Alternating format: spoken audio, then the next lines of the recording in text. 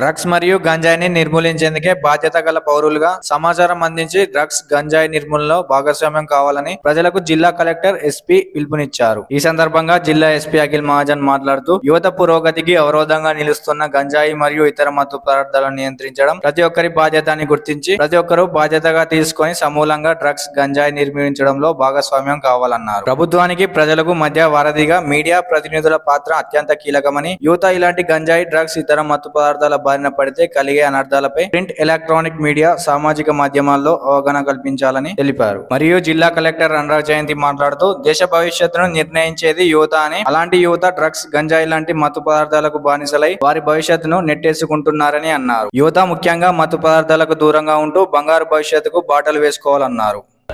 అతను కొడుకు కూతురు మళ్ళీ ఖరాబ్ అవుతారు. ఇప్పుడు ఒక వీడియో చూసాము, దానిలో కూడా అతను ఏమంటారు అంటే, నేను గాంజా తాగుని నా నాన్న తాగుతాను అందువల్ల స్టార్ట్ చేస్తాను. సో మీ పైన మీ ఫ్యూచర్, మీ కొడుకు ఉండొచ్చు, మీ అన్నయ్య ఉండొచ్చు, మీ తమ్ముడు ఉండొచ్చు, వాళ్ళ ఫ్యూచర్ కూడా వాళ్ళ ఎట్లా చేయాలి, ఏం చేయాలి, మీ నేచర్ పైన డిపెండ్ అవుతుంది. వచ్చేసిన మీడియా మిత్రులు, అలానే స్టూడెంట్స్ అందరికీ, ఇక్కడికి వచ్చేసిన పార్టిసిపెంట్స్ అందరికీ నా నమస్కారం.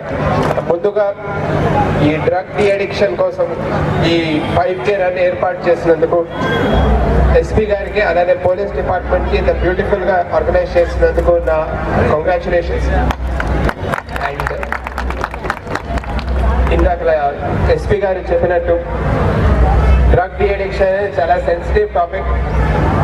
మనకి తెలియకుండానే సొసైటీలో ఒక డిసీజ్ లాగా ఈ ప్రాబ్లం అనేది ఉంటుంది.